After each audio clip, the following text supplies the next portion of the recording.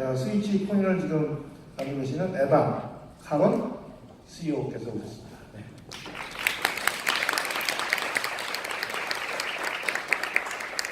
네, 그럼 말씀하시고 또 말씀하실 때 제가 소개 좀 드리겠습니다. 그럼 우선 에반 카론의 얘기를 듣도록 하겠습니다. Thank you.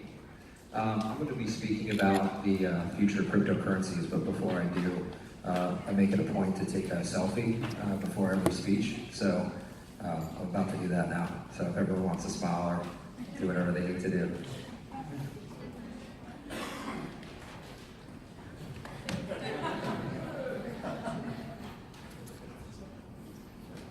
Great, thank you. Really, before I get started, I want to talk about why I'm here and thank everybody for your time and being invited out here. This is my first trip to Korea, to Seoul, and I couldn't be happier to be speaking about something that I've been really passionate about for the last 2 years, but something that has been kind of consuming my life. And a lot of people talk about it as the crypto birthday, which is the day that they first saw and heard about cryptocurrency, and the days since then has all been a blur. My background specifically has been in energy trading. I was not in technology before cryptocurrency, but really focused on rapidly evolving energy markets. I worked at some Wall Street investment banks, Deutsche Bank and Morgan Stanley, and over the last couple of years really started identifying that there was a shift in how technology was going to change traditional marketplaces, not just from the standpoint of transactive energy or really commodities in general, but how technology would change how everyone does their job. And over the last 2 years, I've been mainly focused on working in renewable energy and sustainable energy, and I've spent a lot of time researching and evaluating energy-related cryptocurrencies. And at that time, I've learned a significant amount more about cryptocurrencies in general and what that could mean for the future. So today I'm really going to speak about the future of cryptocurrencies in a more broad perspective, and then go much more into detail about energy and cryptocurrency and how the energy ecosystems are going to change rapidly over the next 3 to 5 years.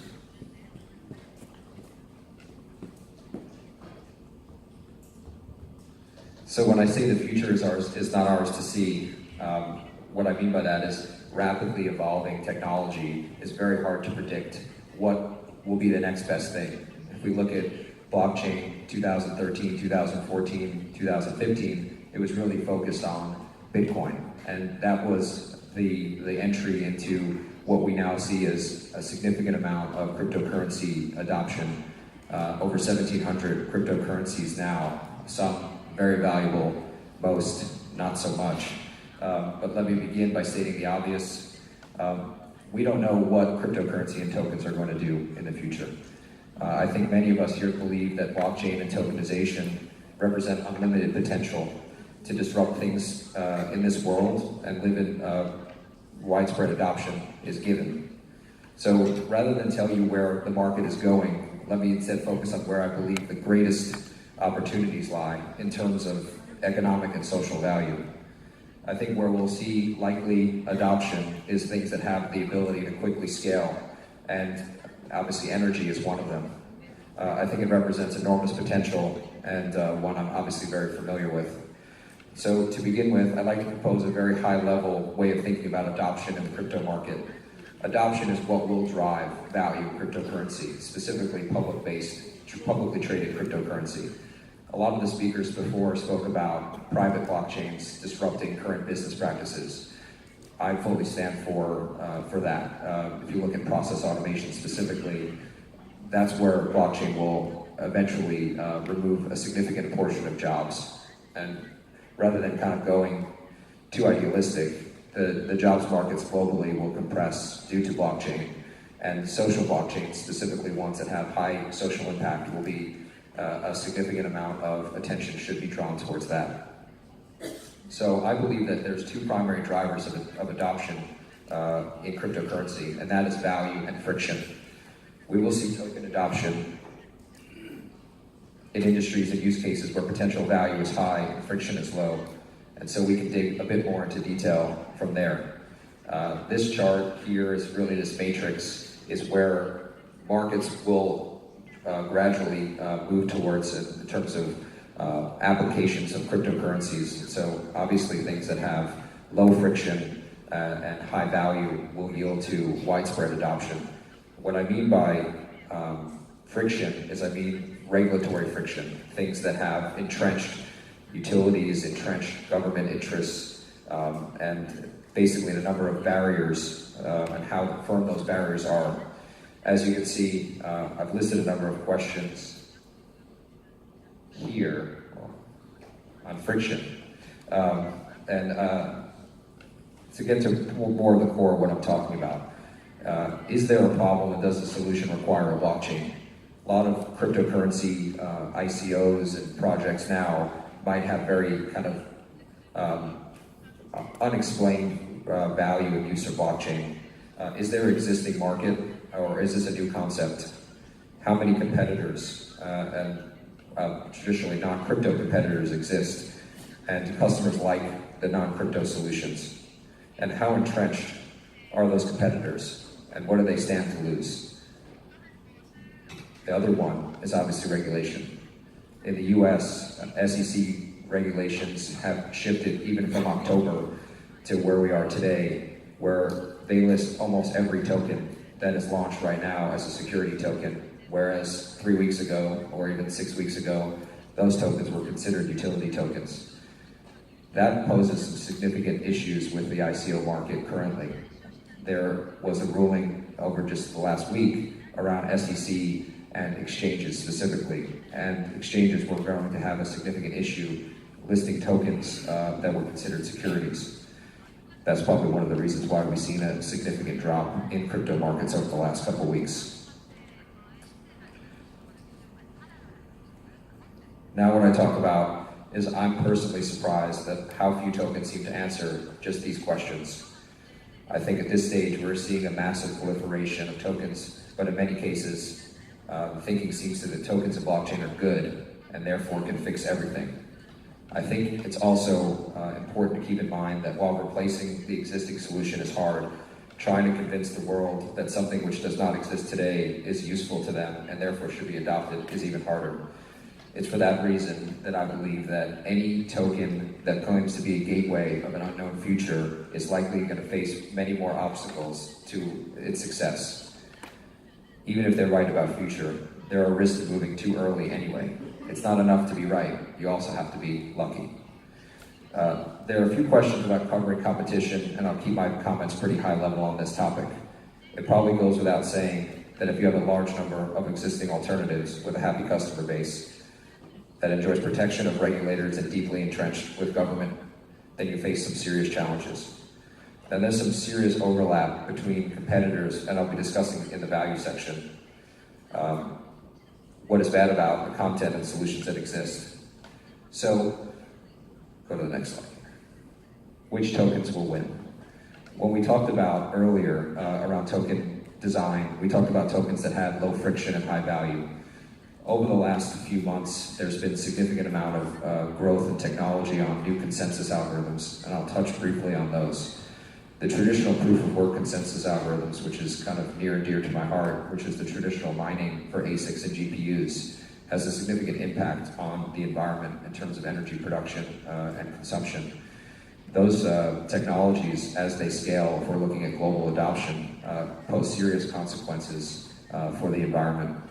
So if you look at the new consensus that is being built now, specifically proof of stake, delegated proof of stake, and what we call proof of production, proof of reputation, or proof of standing, those new consensus algorithms provide a significant amount less environmental impact, and those are what I believe are going to be some of the new tokens that end up surviving. We work pretty closely with a company called Autonomy. They're based out of Seattle, and they're working on new consensus algorithms that focus specifically on proof of standing and proof of reputation directly in devices. Those are the types of technologies that we see as the leaders in the next generation of cryptocurrency. So the tokens that are going to win, in my opinion, those that are built on hybrid utility and currency tokens, I think very early on, we really discussed around public tokens and private tokens, permissionless versus permission tokens. The successful projects now are moving towards more of a consolidated approach to consensus building, using validators, known actors in the network, and with new rules and regulations associated with KYC and AML. I don't know if there's a real permissionless, autonomous, anonymous blockchain that's going to survive. So we talked about privacy coins. Previous speakers had conversations on that.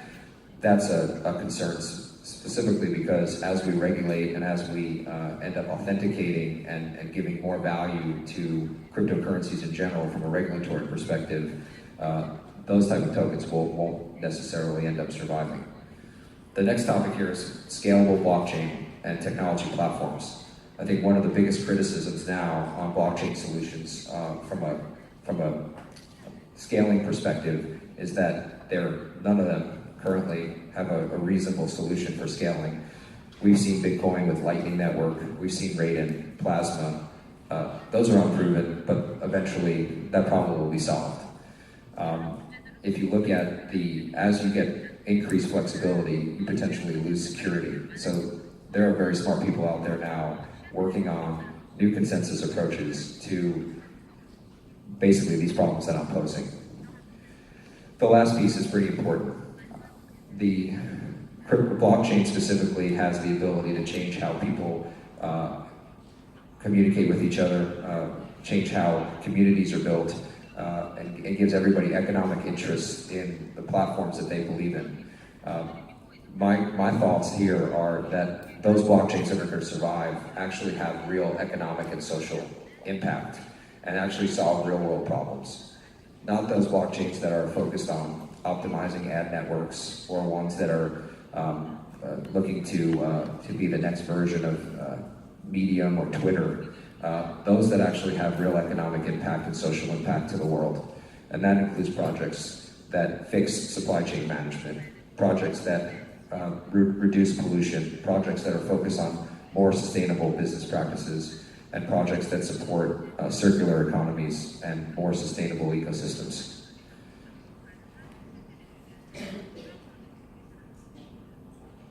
So my background, as I mentioned before, has been in energy, and this is kind of one of the most exciting blockchain implementation solutions that I focus on full time. So I didn't give a background before, but I'm the director and founder of the Token Commons Foundation. The Token Commons Foundation is focused on building protocols and governance to manage commons in cities and communities.